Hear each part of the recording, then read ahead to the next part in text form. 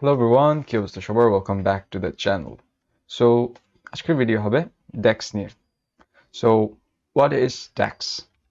আমরা যদি DEX এর ডেফিনিশনটা দেখি তাহলে DEX হচ্ছে in full form data analysis expressions, যেটা হলো একটা ফর্মাল এক্সপ্রেশন ল্যাঙ্গুয়েজ মূলত আমরা ইউজ করে থাকি অ্যানালাইসিস সার্ভিস, পাওয়ার বিআই আর পাওয়ার পিভট এক্সেলে।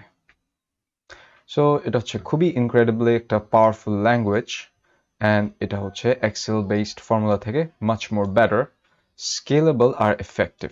আর এটা কিভাবে এফেক্টিভ সেটা আমরা আমাদের ফিউচার ভিডিওতে আমরা যখন ডেক্স নিয়ে আলোচনা করব, ডেক্সের ইনডেপথ একটা অ্যানালাইসিস করব, তখন আমরা ইনডেপথ একটা স্টাডি করব, তখন আমরা বুঝতে পারবো যে ডেক্সটা আসলে কিভাবে এক্সেল বেসড ফর্মুলা থেকে মাচ মাচ বেটার।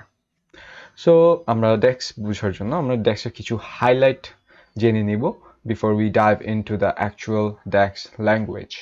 সো এখানে আমার কয়েকটা হাইলাইট আছে, আমরা জাস্ট হাইলাইটগুলোকে একটু চেক আউট করব।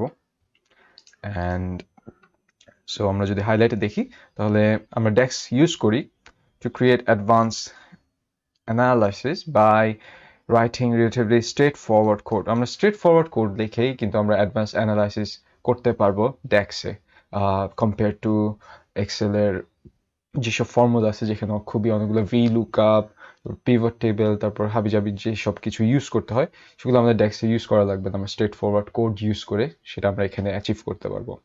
বাট এটা করার জন্য আমাদের ট্রিকটা হবে to know when and where to use.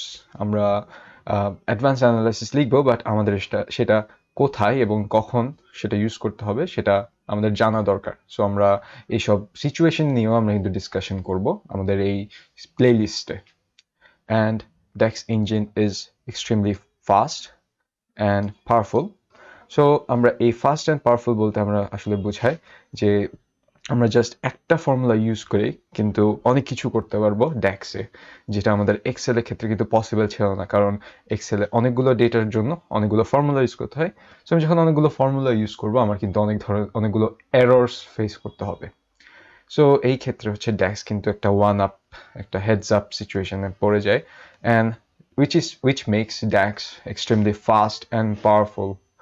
So last highlight will be combined with data model, it's the fastest way to get insight. So আমরা দেখব যখন আমরা ডেটা মডেলিং এর পাশাপাশি যখন ডেক্সটাকে আমরা ইনক্লুড করব, তখন আমাদের যেই ফর্মুলাগুলো সেগুলো আরো অ্যাডভান্সড, আরো সেগুলো আমাদের কিন্তু আরো বেটার ইনসাইট প্রোভাইড করতে হেল্প করবে।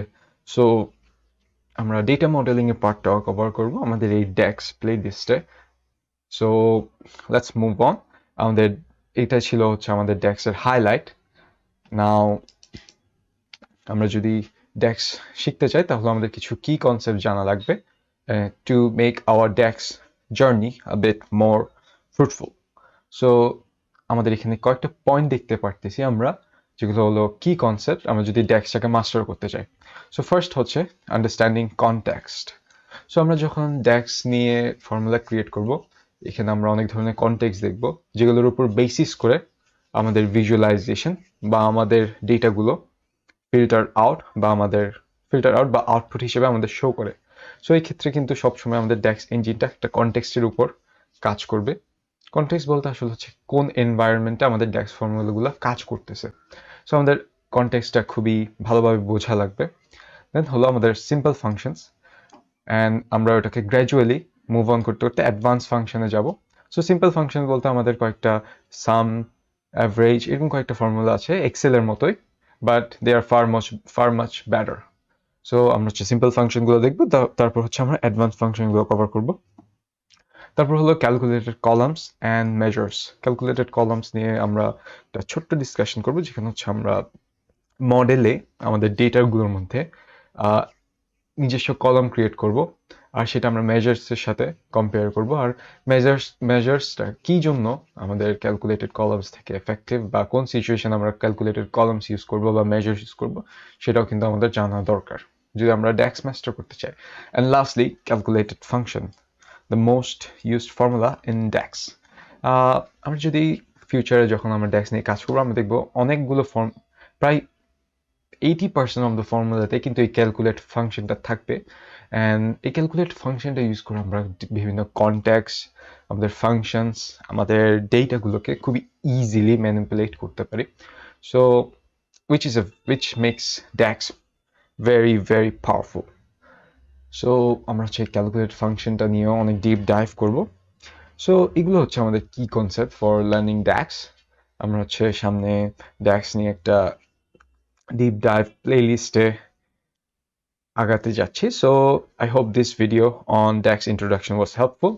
সো আশা করি আপনারা প্লেলিস্টে জয়েন করবেন অ্যান্ড আশা করি এই ভিডিওটি হেল্পফুল ছিল। সো আজকের জন্য এইটুকুই, আশা করি সবাই ভালো থাকবেন। Thank you.